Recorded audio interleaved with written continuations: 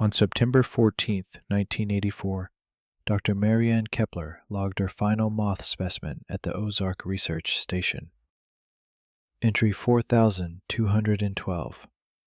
A Catocala relicta, the white underwing, pinned at 11:47 p.m. At 6:15 the following morning, the station went silent. No radio check-in. No data transmission to the university mainframe. The county sheriff ruled it accidental electrocution. Faulty wiring in a UV light trap during the overnight storm. Case closed in 72 hours. But they didn't explain why every specimen case in the laboratory had been opened.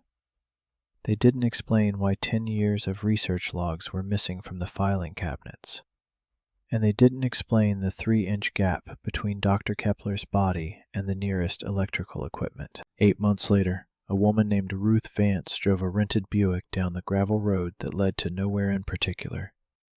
The university had sent her name to the county clerk as the authorized party to inventory the station's remaining contents. What the paperwork didn't specify was that Ruth had spent 11 years in the university's Office of Research Compliance before taking early retirement. 11 years of grant audits. 11 years of reading between the lines of institutional correspondence. She'd learned to recognize the particular silence that surrounded certain deaths. The station appeared through the trees exactly as the photographs in the file had shown it, except for the padlock on the door. The file said the station had been left unsecured. Ruth Vance stood before the padlock and noted the manufacturer's stamp. It was brand new. Someone had been here since the investigation closed. The county clerk's office occupied a corner of the basement in the Taney County Courthouse.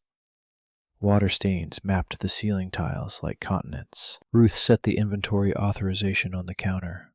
The clerk was a heavy man in a short-sleeved dress shirt gone yellow at the collar. Station's been cleared. University truck came through in October. The authorization is dated yesterday. Nothing about a prior removal. Well, I don't know what to tell you.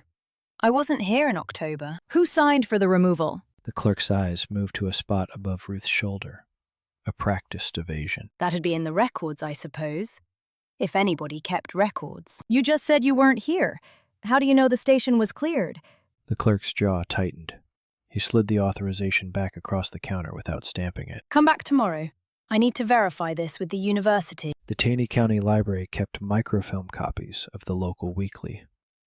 Ruth threaded the September 1984 reel and began scrolling. The death notice appeared in the September 20th edition. 4 column inches. Dr. Marianne Keppler, 53, research entomologist, University of Missouri Extension.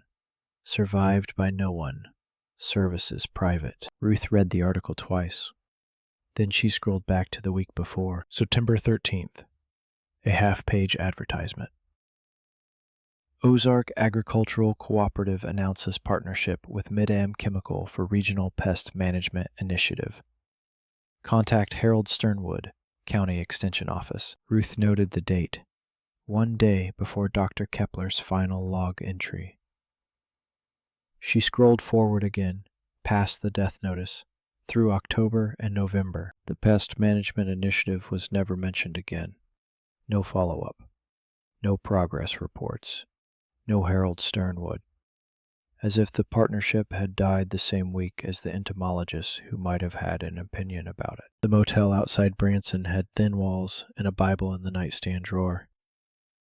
Ruth spread the contents of her briefcase across the bedspread. The university file contained Dr. Keppler's final 3 grant reports, standard formatting, budget reconciliations, and in the 3rd report, a section marked Preliminary Findings, Restricted Circulation. Ruth read it twice, making notes in the margin of a legal pad. Dr. Keppler had been studying moth population collapse in the Ozark region. Her data showed a 73% decline in native species over 18 months. The decline correlated precisely with the introduction of a new agricultural pesticide in the surrounding counties. The pesticide manufacturer was Mid-Am Chemical. Ruth circled the company name. Then she turned to the final page of the report. Someone had stamped it in red ink. Publication suspended, pending administrative review. The stamp was dated September 12, 1984. 2 days before Dr. Keppler died. Morning light came gray through the motel curtains. Ruth drove back to the research station with bolt cutters borrowed from the motel manager. The padlock gave with a sound like a bone break. Inside, the station smelled of mold and something chemical. Formaldehyde, maybe, from specimen preservation. The fluorescent lights flickered twice before catching. The main room was exactly as the sheriff's photographs had shown. Specimen cases along the walls, microscope stations, a carousel slide projector on the central table, still loaded, but the filing cabinets were empty. Every drawer pulled open, every folder gone. Ruth walked to the nearest specimen case. The glass lid stood open. Inside, row after row of mounting pins. No moths, just the pins and the handwritten labels beneath each empty space. Someone had taken the specimens. All 4,000 of them. And they'd done it carefully, one pen at a time. Ruth found the darkroom in a converted closet off the main laboratory. The smell of developer still clung to the walls. The processing trays were dry but stained. A clothesline hung empty across the narrow space. On the floor beneath it, a single photograph curled at the edges. Ruth held it to the light. A moth specimen under magnification. Handwriting along the margin. Catacala relicta, number 4212. Tissue samples sent to Collins, September 13. Collins. Ruth didn't recognize the name from any of the grant documents. She searched the darkroom systematically. Behind the chemical bottles on the shelf, she found a small cardboard box. Inside, 3 rolls of undeveloped film and a folded note in what she recognized as Dr. Keppler's handwriting. The note read, "For Collins only. If something happens, he'll know what these mean." Ruth pocketed the film. Whoever had cleaned out the station had missed this, or hadn't known to look. The carousel projector still held 32 slides. Ruth pulled the blinds and switched it on. The first 12 slides showed moth specimens in standard documentation format. Species name, date, location coordinates. Slide 13 was different. A map of the Ozark region with hand-drawn circles. Each circle contained a date and a number. Ruth recognized the pattern from the grant report. Population survey sites. Slides 14 through 20 showed the same map, updated month by month. The circles grew smaller, the numbers dropped. Slide 21 showed something new. A chemical structure diagram, hand-drawn. Ruth didn't recognize the compound, but she recognized the source notation beneath it. Mid-Am Technical Bulletin 847-C. The final 11 slides were photographs of documents, internal memos, test results, a letter with the Mid-Am chemical letterhead. Ruth couldn't read the text at this resolution, but she could read the date on the letter, September 10th, 1984. Ruth found the station's typewriter in a back room that had served as Dr. Keppler's private office. The ribbon was dry, but the key still moved. A single sheet of paper remained in the carriage. Ruth tilted it toward the window light. The typing was partial, interrupted mid-sentence. Dr. Collins. Tissue analysis confirms presence of compound matching Mid-Am formulation in specimens from all 12 survey sites. Mortality rates exceed projected. The sentence ended there. No signature. No date. Ruth looked at the typewriter carriage. The paper had been torn, not removed properly. Someone had ripped it out in a hurry. She checked the wastebasket beside the desk. Empty. Checked the desk drawers. Empty. But in the gap between the desk and the wall, she found a crumpled ball of paper. Ruth smoothed it flat. A Western Union telegram form. Handwritten draft, never sent. Collins. Publication blocked. Need your help. Keppler. Ruth drove to the nearest payphone, outside a gas station on the state highway. University directory assistants connected her to the biology department. She asked for Dr. Collins. I'm sorry, we don't have anyone by that name on faculty. He may have been affiliated with the Ozark Research Station, an entomologist. One moment. The line clicked. Held. Clicked again. Ma'am, I'm showing a Dr. Warren Collins was on staff until 1982. He transferred to the private sector. Do you have a forwarding contact? I'm not authorized to release that information. Ruth thanked her and hung up. She stood in the phone booth, watching trucks pass on the highway, transferred to the private sector in 1982. 2 years before Dr. Keppler died. Ruth pulled out her notepad and wrote, "Who was Collins working for in September 1984? The county extension office occupied a storefront on the Branson Town Square. A bell chimed when Ruth pushed through the door. The woman at the front desk looked up from a typewriter. She had the kind of smile that came from years of dealing with farmers who'd lost crops. I'm looking for Harold Sternwood. The smile flickered, just for a moment. Mr. Sternwood retired last October. Health reasons. I'm from the university. We're completing an inventory of the Ozark research station.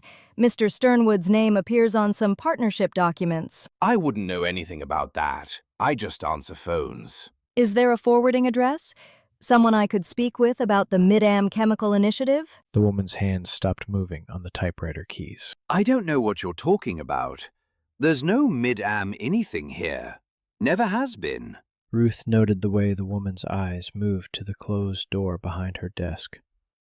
Someone was listening. Ruth found Harold Sternwood's home address in the phone book at the Branson Public Library. A rural route number outside town. The house sat at the end of a dirt road, a modest ranch with aluminum siding and a vegetable garden gone to seed. A pickup truck in the driveway. Curtains drawn. Ruth knocked 3 times before the door opened on a chain. Whatever you're selling, I'm not buying. Mr. Sternwood, my name is Ruth Vance. I'm inventorying the Ozark research station for the university. Through the gap, she could see a man in his 60s, unshaven, wearing a cardigan over pajamas. His eyes were bloodshot. Station's been closed for months. Nothing to inventory. I know. I'm trying to understand why Dr. Keppler's research was suppressed before her death. The door started to close. You need to leave. September 12th, 2 days before she died. You announced a partnership with Mid-Am Chemical. Then nothing. No follow-up. No initiative. Just silence. The door stopped. Through the chain gap, Sternwood's face had gone pale. Who sent you? Sternwood didn't invite her inside. They stood on his porch, the October wind cutting through Ruth's coat. I don't know what you think you're going to find. The partnership never happened. Mid-Am pulled out. When? September 15th, day after the accident. That's convenient timing. Lady, I don't know what you're implying, but I was just the local contact. I made introductions, arranged meetings. That's all. Did you arrange a meeting between Mid-Am and Dr. Keppler? Sternwood's hands gripped the porch railing. His knuckles went white. Once. Maybe twice. Professional courtesy. She wanted to see their test data. They wanted to see hers. And did they? See her data? I don't know. I wasn't in the room. Who was? Sternwood looked past her toward the empty road. A man from their research division. Collins. Warren Collins. Ruth sat in her car outside Sternwood's house, engine running for heat, writing in her notepad. Collins had worked for the university until 1982, then transferred to the private sector. Now she knew which private sector. Mid-Am Chemical, the same company whose pesticide was killing moths across the Ozarks. The same company whose partnership with the county was announced 1 day before Dr. Keppler's final log entry. The same company that pulled out 1 day after her death. Dr. Keppler had been writing to Collins, sending him tissue samples, asking for his help when her publication was blocked. But Collins worked for Mid-Am, the company that had the most to lose from her research. Ruth circled his name 3 times. Either Collins was helping Keppler expose his own employer, or he was the one who made sure she couldn't. The Branson newspaper office kept back issues in cardboard boxes in a storage room that smelled of ink and mice. The editor was a thin man with ink-stained fingers who remembered Dr. Keppler's death. Wrote the obituary myself. University gave us the details. Kept it short. Did you cover the accident investigation? Nothing to cover. Sheriff's office said it was electrical. Storm damage. Happens out in these parts. Did anyone from the university contact you, ask you not to pursue the story? The editor laughed. It wasn't a happy sound. Lady, you don't need anyone to call. You learn pretty quick what stories don't get printed. Mid-Am Chemical buys a quarter-page ad every week. Has for years. And Dr. Keppler's research threatened their product. I wouldn't know anything about that. He turned back to his desk, but Ruth caught the way his eyes lingered on a filing cabinet in the corner. Old issues are in the back. Help yourself. Lock up when you're done. Ruth waited until the editor left for lunch. Then she opened the filing cabinet he'd glanced at. Inside, folders organized by year. She pulled 1984 and flipped through. Most folders held routine material. Council meetings, school board, crop reports. But one folder was thicker than the others, labeled only with initials. M.K. Inside, she found what the newspaper had never printed. 3 typed pages of interview notes. Source identified only as county employee, off record. The notes described a meeting at the research station on September 13th. Present, Dr. Keppler, Harold Sternwood, and 2 men from Mid-Am Chemical. The meeting had become an argument. Shouting heard from outside. Dr. Keppler had accused Mid-Am of falsifying their safety testing data. One of the Mid-Am representatives had responded. "You don't understand how things work around here, Doctor." The interview notes ended with a handwritten addition. Source recanted, 9/17. Story killed. The county employee who'd given the interview was identified by a single detail in the notes. Present to deliver mail, extension office. Rural mail routes were public record. Ruth found the postal substation in a strip mall outside Branson. The postmaster was a woman in her 40s, with a U.S. Postal Service pin on her cardigan. I'm trying to locate the mail carrier who serviced the county extension office last September. Route would have included the Ozark research station. That'd be Dale Hutchins, retired last November. Retired or transferred? The postmaster's expression didn't change, but her voice dropped. Retired. Medical. He had an accident. What kind of accident? His truck went off the road in October, hit a tree. He's in a care facility in Springfield now. Was there an investigation? Into what? Man fell asleep at the wheel. It happens. Ruth thanked her and asked for the address of the care facility. The postmaster wrote it down without meeting her eyes. The care facility in Springfield was a single-story building that smelled of disinfectant and institutional food. Dale Hutchins sat in a wheelchair by a window overlooking a parking lot. His left arm was in a cast. A scar ran from his temple to his jaw. Ruth introduced herself. Hutchins didn't respond at first. Then, slowly, he turned his head. University lady, looking into the bug woman. You spoke to a reporter in September about a meeting you overheard. Did I? Then you recanted, and 2 weeks later, your truck went off the road. Hutchins laughed. It turned into a cough. Lady, I don't remember any meeting. I don't remember any reporter. I barely remember how to feed myself some days. Mr. Hutchins. You should go before someone notices you're here. His eyes moved to the doorway behind her. Ruth turned. A nurse stood watching, clipboard in hand. Visiting hours are over. Ruth drove back to Branson as the sun set behind the Ozark Hills.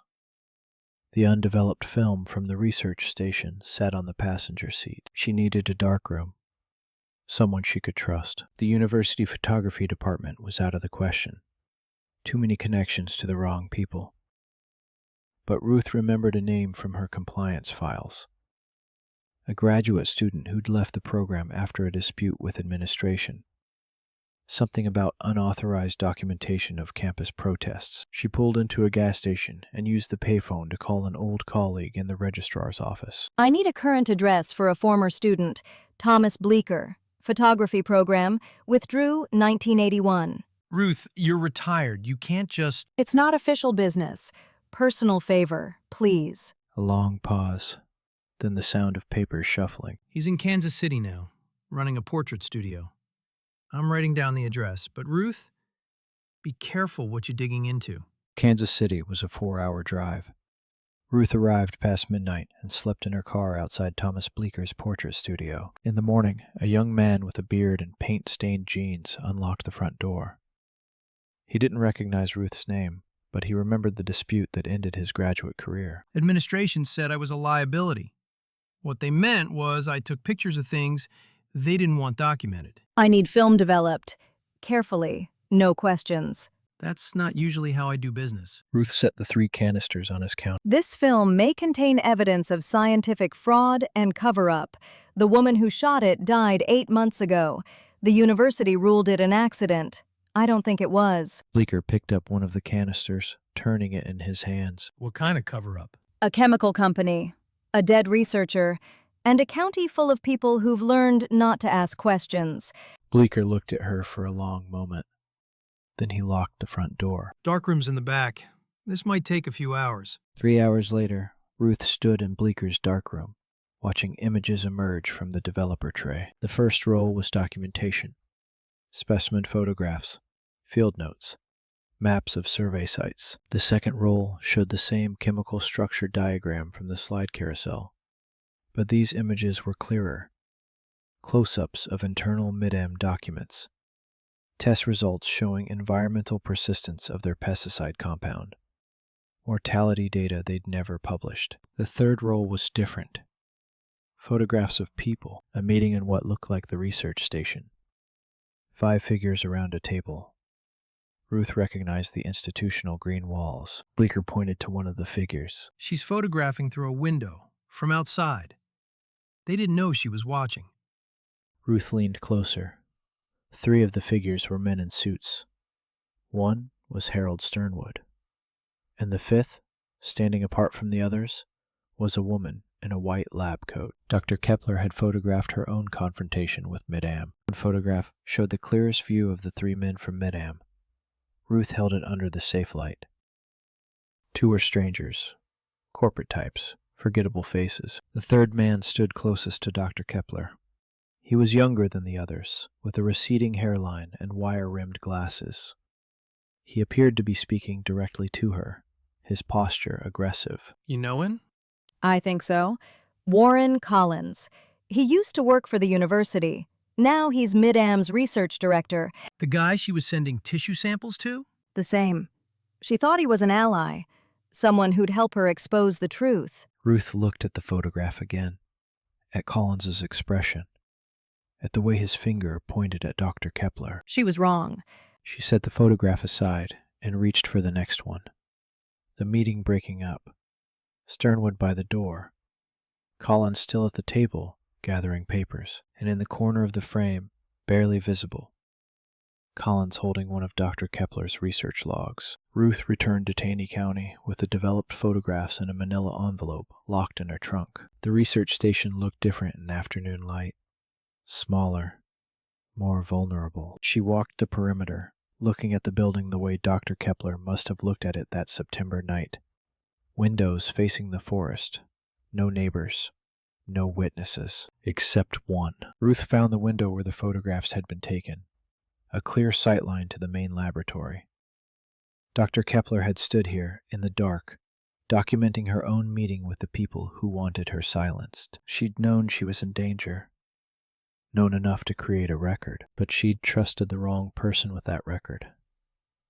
She'd sent tissue samples to Collins, written him notes, asked for his help, and Collins had told Mid-Am everything. Ruth looked at the window, at the laboratory beyond, at the empty specimen cases and the carousel projector Dr. Keppler would never use again. Someone had to answer for this. Mid-Am Chemical's regional headquarters occupied a glass and concrete building outside Springfield.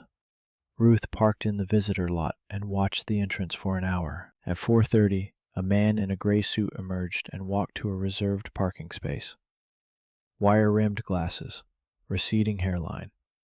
The same face from Dr. Keppler's photographs. Warren Collins drove a new Oldsmobile. Ruth followed him through rush-hour traffic to a subdivision of identical houses with identical lawns. His house was the 3rd from the corner. 2-car garage. Basketball hoop in the driveway. A tricycle on the front porch. Ruth sat in her car, watching the lights come on in the windows. A family lived here. Children. A normal life built on whatever Collins had done to Dr. Keppler. She could approach him now, confront him, but he'd deny everything, call the police, have her removed. She needed more than photographs. She needed someone who could testify to what Collins had done. She needed to find whoever had cleaned out the research station. The university's facilities management office kept work orders on file for 7 years. Ruth still had contacts in administration. 3 days later, she received a manila envelope at her motel.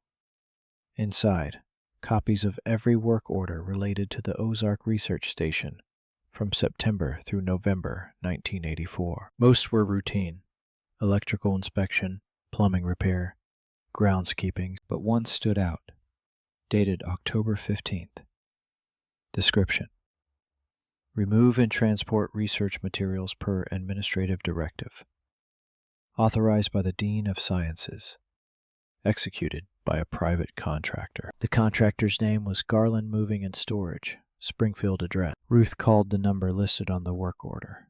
A recorded message said, Garland Moving had closed permanently in January 1985. She drove to Springfield anyway. The address led to an empty warehouse with a for lease sign in the window, but the property management company had records. The warehouse had been leased to Garland Moving by a holding company called Taney Development, LLC. Ruth recognized the name. She'd seen it in the newspaper archive. Taney Development was owned by the same investment group that backed Mid-Am Chemical. Ruth tracked down the owner of Garland Moving through state business filings. A man named Eugene Garland, last known address in Branson. She found him working the afternoon shift at a tire shop on the highway outside town. He was in his 50s, with grease under his fingernails and a wary look in his eyes. I don't do moving anymore. Ask someone else. I'm not looking to hire you. I'm looking to understand what happened to the contents of the Ozark research station. Garland's hand stopped moving on the tire iron. Don't know what you're talking about. October 15th, 1984. You had a contract with the university. Remove and transport research materials. That was a long time ago. Your company closed 3 months later, right after you finished the job.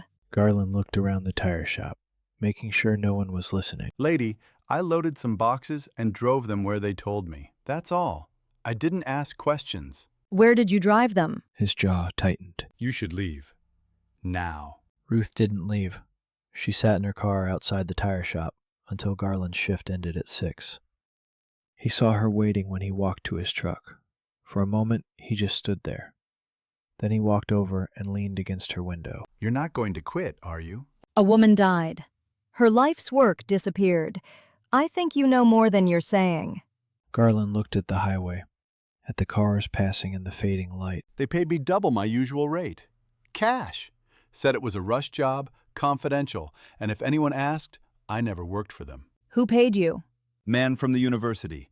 Administrative type. But there were 2 others watching, making sure I packed everything. What did they look like? Suits. One was older, gray hair. The other wore glasses, wire-rimmed. Collins. Where did you take the materials? Warehouse in Springfield. Garland Moving. My warehouse. They rented it from me. Said they needed temporary storage. And then? Then I got a call saying everything had been moved. When I went to check, the warehouse was empty. And a week later, someone bought out my lease, told me to close the business and keep my mouth shut. Garland pushed off from the car. I got a family. That's all I'm going to say. Ruth drove to the county courthouse the next morning. Property records. Corporate filings. The paper trail that connected everything. Taney Development, LLC was registered in 1982. 3 principals. 2 were lawyers from Kansas City. The third was an individual investor, Dr. Warren Collins. Collins had the university in 82 to join Mid-Am Chemical. The same year, he became a partner in a development company that would later buy out the moving company that emptied the research station. Ruth spread the documents across a courthouse table. The timeline was clear now. September 12th. Dr. Keppler's publication suspended. September 13th. The confrontation at the research station. September 14th. Dr. Keppler's final log entry. September 15th. Her death. October 15th. The station emptied. November. The moving company closed. January. All traces erased. Collins had orchestrated everything: the suppression, the confrontation, the cleanup. But Ruth still didn't have proof that he'd orchestrated the death itself. Ruth returned to the research station one more time. The sheriff's report had described the scene: UV light trap, faulty wiring, body found on the laboratory floor. She stood where Dr. Keppler had died and looked at the equipment. The UV light traps were mounted on poles around the perimeter of the room, each one connected to a timer and a power strip. Standard setup for nocturnal specimen collection. Ruth examined the nearest trap.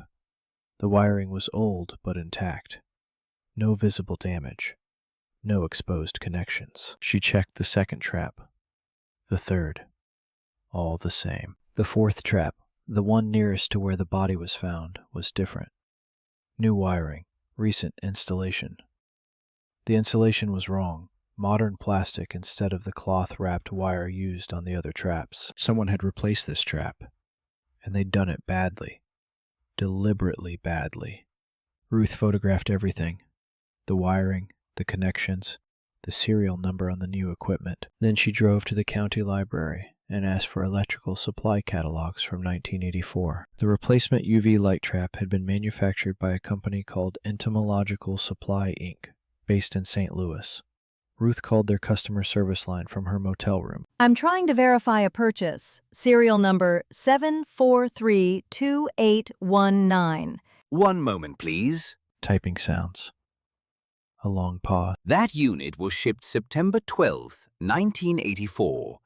Overnight delivery to Springfield, Missouri. Can you tell me who placed the order? Mid-Am Chemical, Research Division. Billing contact? Let me see. Dr. Warren Collins. Ruth wrote the information in her notepad. Her hand was steady. Thank you. She hung up and sat on the edge of the motel bed. September 12th. The same day Dr. Keppler's publication was suspended. Collins had ordered a replacement light trap with faulty wiring 2 days before she died. He'd planned it. All of it. And now Ruth could prove it. Ruth laid everything out on the motel bed. Photographs, documents, the timeline, the equipment serial number.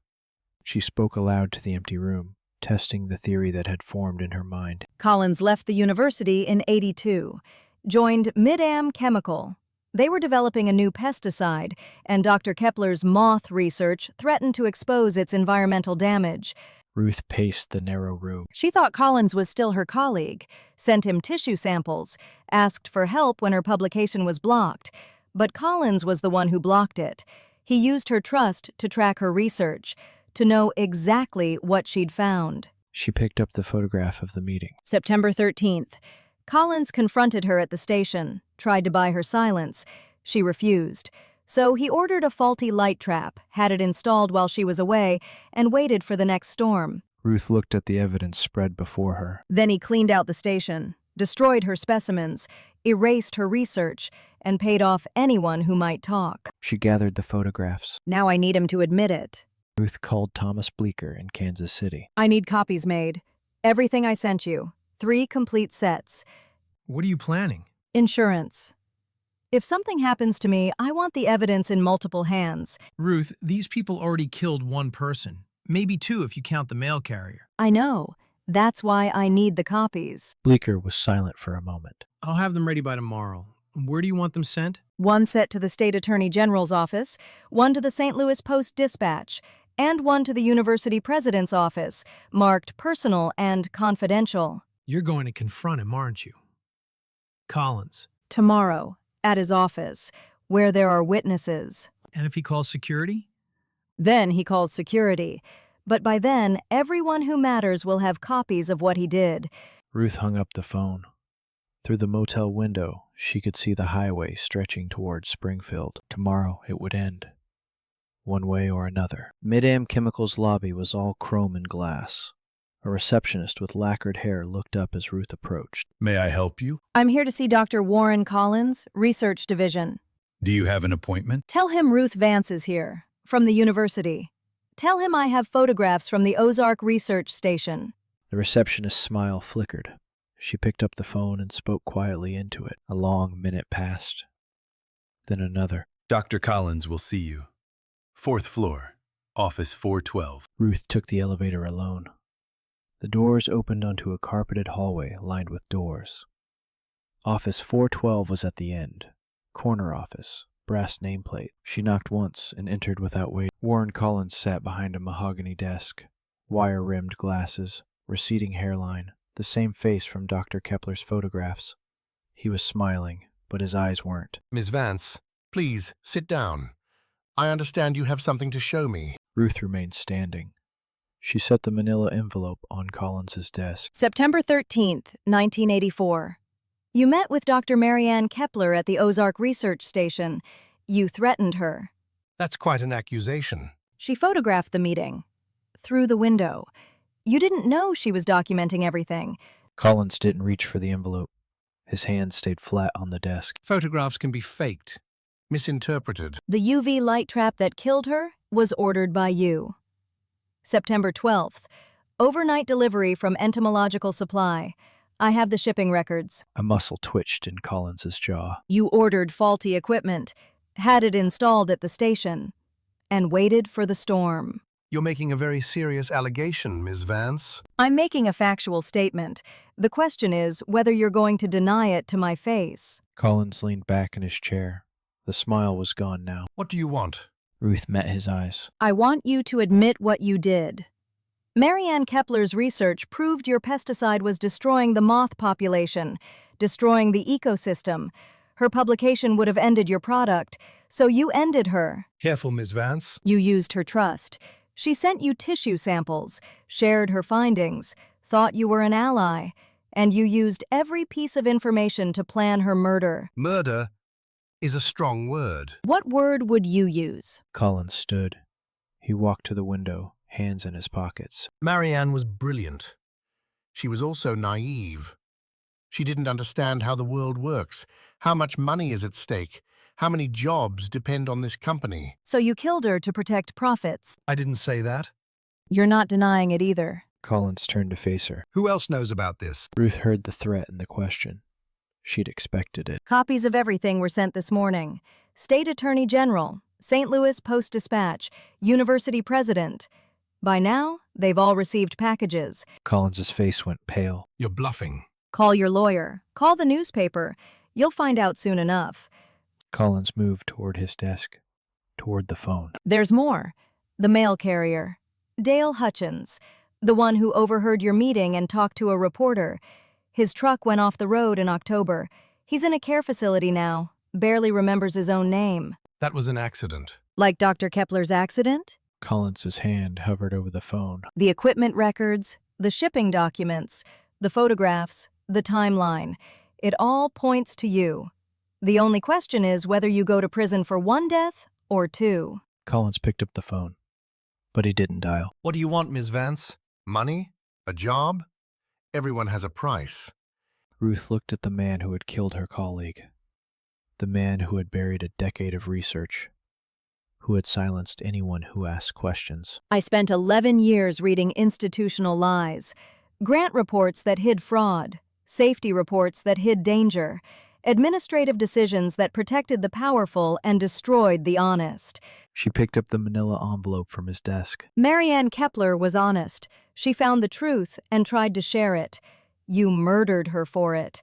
And then you erased her work like she never existed. The world is more complicated than you think, Ms. Vance. No, it's exactly as simple as I think. You killed a woman to protect a product that's destroying the ecosystem. And now everyone who matters knows. She walked to the door. The Attorney General will probably call you tomorrow. I suggest you find a good lawyer. Collins's voice followed her into the hallway. This isn't over, Ms. Vance. No, it's just beginning. Ruth drove directly to the State Highway Patrol headquarters in Jefferson City. 4 hours on empty highways, watching her rearview mirror. The detective who took her statement was a woman in her 40s with a notepad and a tape recorder.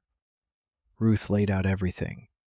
The photographs, the documents, the shipping records, the timeline. You're alleging that Dr. Collins murdered Dr. Keppler by installing faulty electrical equipment. I'm providing evidence that supports that conclusion. The equipment was ordered by Collins 2 days before her death. It was installed without her knowledge, and it was the only modified equipment in the station. The county sheriff ruled it accidental. The county sheriff closed the case in 72 hours. He never examined the equipment's serial numbers, never checked purchase records, never interviewed anyone from Mid-Am Chemical. The detective studied the photographs. These will need to be authenticated. I have the negatives. The photographer who developed them is willing to testify. The detective set down her pen. Ms. Vance, you're accusing a major corporation and one of its executives of murder. You understand what that means? I understand that Marianne Keppler deserved better than a 3-day investigation and a closed file. 2 weeks later, the Post-Dispatch ran the story on the front page. University researcher's death linked to chemical company cover-up. Ruth's name wasn't mentioned. She had asked to remain anonymous. The state attorney general announced an investigation the following day. Mid-Am Chemical stock dropped 14%. Warren Collins resigned from Mid-Am 3 days after the story broke. His lawyer released a statement denying all allegations. The company distanced itself, calling Collins a former employee whose actions do not reflect corporate policy. The grand jury convened in January. Ruth testified for 4 hours. Bleecker testified about the photographs. Garland testified about the cleanup, having finally decided his family was safer with the truth public than hidden. In February, Warren Collins was indicted on charges of second-degree murder and conspiracy.